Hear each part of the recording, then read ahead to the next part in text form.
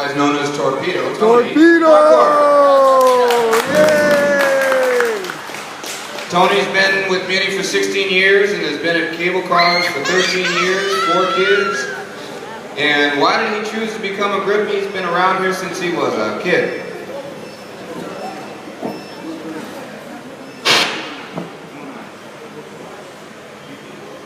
And why did he like to come here? He loves this job and work here every day.